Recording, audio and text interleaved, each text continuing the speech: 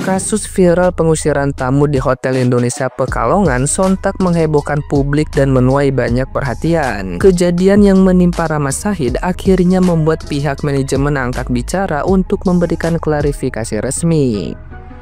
Melalui akun media sosial, hotel menjelaskan bahwa peristiwa tersebut bermula dari adanya perbedaan tarif kamar antara aplikasi pemesanan Traveloka dengan harga minimum yang ditetapkan pihak hotel. Menurut penjelasan manajemen, tarif minimum kamar adalah Rp150.000 per malam, sedangkan harga di aplikasi tercatat lebih rendah sehingga dikenakan penyesuaian biaya tambahan sebesar Rp10.000. Aturan mengenai harga minimum tersebut disebut sudah dicantumkan di area resepsionis, namun tidak muncul di aplikasi pemesanan sehingga menimbulkan kesalahpahaman. Pihak hotel menyebut telah mengarahkan tamu untuk mengkonfirmasi langsung ke Traveloka. Namun terjadi perdebatan karena tamu bersikeras menempati kamar tanpa menyelesaikan perbedaan tarif. Situasi semakin memanas ketika komunikasi berlangsung dengan nada menekan. Bahkan muncul permintaan refund tunai yang seharusnya diproses melalui aplikasi. Demi menjaga kenyamanan tamu lain, manajemen akhirnya meminta Rahma Shahid meninggalkan kamar. Meski begitu, pihak hotel tetap menyampaikan permintaan maaf secara terbuka atas ketidaknyamanan yang terjadi. Dinpar Budpora bersama PHRI Pekalongan juga turun tangan memberi pendampingan. Sementara pihak hotel mengakui adanya kesalahan prosedural dan berjanji melakukan evaluasi menyeluruh pada sistem pelayanan serta komunikasi internal. Nah, gimana nih menurut netizen yang terhormat? Silahkan berkomentar ya. Agak aneh ya peraturan yang ditetapkan oleh Hotel Indonesia Pekalongan ini. Jadi tamu yang bernama Rahma Shahid itu menginap di hotel tersebut booking melalui Traveloka. Singkat cerita, dia datang ke hotel dan minta check-in. Nah, pada saat itu pihak hotel meminta biaya tambahan. Perdebatan terjadi, akhirnya tamu tersebut dipersilahkan untuk check-in. Namun di tengah malam datanglah entah security, GM atau apa, mengusir tamu tersebut karena dianggap tidak mematuhi peraturan yang telah ditetapkan tersebut. Perdebatan terjadi, kemudian akhirnya tamu tersebut diusir dari hotel tersebut. Yang menjadi aneh, kenapa pihak hotel meminta biaya tambahan kepada tamu padahal sudah booking melalui Traveloka. Bisa saja ya pendapat aku pribadi bahwasanya pihak hotel ini menginginkan agar biaya yang dipotong oleh Traveloka tersebut dibayar oleh tamu. Nah, hal ini tentunya tidak lazim terjadi ya, karena biasanya kita booking Traveloka, mungkin rekan-rekan semua sudah sering booking di Traveloka, booking, check-in, selesai. Urusan pembayaran itu terjadi antara Traveloka dan pihak hotel. Nah, hal ini menjadi viral di TikTok. Kalau sudah viral, tentunya akan berimpact buruk pada image dari hotel tersebut. Dunia perhotelan Indonesia kembali digegerkan oleh salah satu hotel di Pekalongan. Hotel yang berbasis syariah ini ternyata meminta biaya tambahan dari customernya. Customer itu bernama Pak Rama. Pak Rama ini ketika dia sudah check-in dan prepare untuk istirahat, tidur, kembali digedor, bahkan diganggu kenyamanannya di dalam hotel untuk diusir. Masalahnya sih sepele, hanya perihal ada biaya tambahan. Tetapi Pak Rama bersikukuh bahwasanya dia sudah melunasi semua tagihannya di Traveloka. Akibat kejadian ini, banyak para netizen berkomentar negatif terhadap hotel yang sudah punya nama besar. Karena Pak Rama sempat memvideokan video di mana saat dia sedang diusir, dan video itu diupload di media sosial dan viral. Tanggapan hujatan negatif dari netizen Indonesia kembali menyeruak, dan rating hotel tersebut sangat anjlok. Bahkan di video tersebut, Pak Rama hanya menanyakan salah saya apa, nggak dijawab. Belum ada klarifikasi dari pihak hotel, tetapi dunia sudah mengetahui sekarang bahwasanya fasilitas atau pelayanan di Hotel Indonesia kurang begitu baik atas dasar kita melihat sendiri bagaimana video amatir yang direkam oleh Pak Rama kepada staf hotel saat adanya pengusiran tersebut. Jika sudah seperti ini, siapa lagi yang mau disalahkan? aplikasi pihak hotel atau aplikasi Traveloka. Viral, Hotel Indonesia Pekalongan usir tamunya jam 11 malam.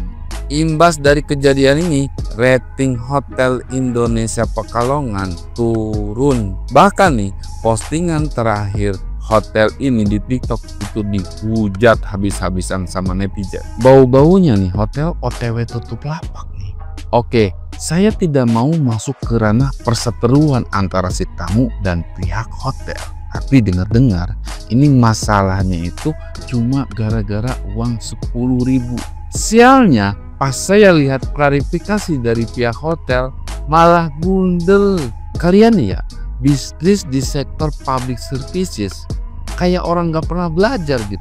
Parah. Kalau sudah viral gini ya isunya jadi public trust. Kalau kepercayaan publik nirun ya jangan dilawan. Kalian mau berenang melawan arus, mati sendiri kalian kecapean. Hal kayak gini kan sudah banyak contohnya, makanya belajar. United Airlines di tahun 2017, kasus video perempuan ditarik paksa viral. Publik ngetras di medsos habis-habisan. Apa yang terjadi? Sahamnya langsung anjlok jutaan dolar dalam sehari. Reputasinya hancur-hancuran dia. 2017 juga tuh Uber global, jutaan penggunanya bareng-bareng delete aplikasi karena dugaan kasus pelecehan seksual. Ya, terus masalahnya melebar kemana-mana tuh Uber. Ya, atau jangan jauh-jauh deh. Kemarin 2020 waktu COVID ada namanya Airy Room. Sekarang kemana? Hilang. Ya, gara-gara apa? Public trust. Jadi pemilik usaha belajarlah yang kayak gini ya, apalagi sektor jasa. Nggak tahu. Tapi kalau udah terlanjur kayak gini gimana? Susah. Kalau sektor hotel biasanya paling kuat bertahan 2 bulan. Ini bukan nakut-nakutin, udah sering jadi ya. Tapi masih bisa diselamatin enggak? Bisa aja sih. Nah, sekalian aja saya bagi tips di sini ya. Setidaknya ada 7 langkah yang harus dilakukan hotel agar menyelamatkan bisnisnya. Dengerin. 1. Akui dan transparan. Ya, jadi akui kesalahan dulu yang pertama. Publik itu lebih suka brand yang jujur dan mengakui salah. Ya, masih nggak sadar kalau salah. Tak ada gunanya bikin klarifikasi yang seolah-olah kita menunjukkan kita benar dan dia salah. Tak ada gunanya, mubazir. Yang kedua, tindakan nyata bukan hanya kata-kata. Kalau sudah minta maaf ke publik, perbaiki. Dari tadinya ada biaya tambahan, hilangkan biaya tambahannya. Kasih tahu masyarakat, sekarang di sini sudah tidak ada lagi biaya tambahan. Jujur dan itu dilakukan dengan transparan. Yang ketiga, ini panjang banget ya, 3, 4, 5, 6, 7. Nanti silakan lanjutkan tonton di aplikasi Traveloka. Jujur, tidak ada biaya tarik tambahan di situ. Bisnis lagi susah, hal-hal kecil dibesar-besarkan. Bukannya minta maaf, tapi menjelaskan sesuatu itu semakin kepanjangan ya, ribet banget. Saya melihat kasus ini, saya udah tonton semuanya. Saya tetap mengatakan bahwa pihak hotel yang sangat bersalah, ya, bersalah besar. Udah salah, ya, melakukan juga tindakan-tindakan menurut saya nggak pantas mengusir yang nginep gitu ya. Ini masalah kecil loh, ya, masalah kecil banget. Andaikan pun pihak hotel benar, kenapa sih ribut untuk uang 10.000?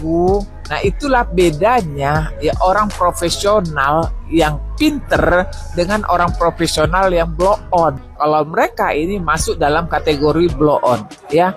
Ingat loh ya, dalam bisnis apalagi sekarang, jangan masalah kecil dibesar-besarkan. Bijaksanalah kita. Ya, semua orang terkapar-kapar kok sekarang bisnis. Loh, kok ini kita malah membunuh diri kita sendiri. Bukannya minta maaf, malah blunder, berkepanjangan. Orang-orang sekarang ini udah tambah pinter ya.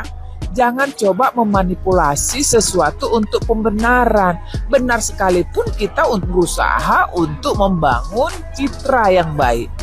Bangun citra yang baik. Ingat, sekalipun kita benar, bangun citra yang baik. Apalagi ternyata faktanya kita yang salah kok. Kita ini udah biasa menggunakan Traveloka, udah biasa mengorder sesuatu lewat aplikasi-aplikasi lain. Janganlah terjadi manipulasi-manipulasi. Nggak bagus ya. Rendah kali harga dirimu untuk uang 10.000. Anyway, lagian kau nuduh-nuduh lagi ya, teriak-teriak. Sekarang ini fakta nggak bisa loh.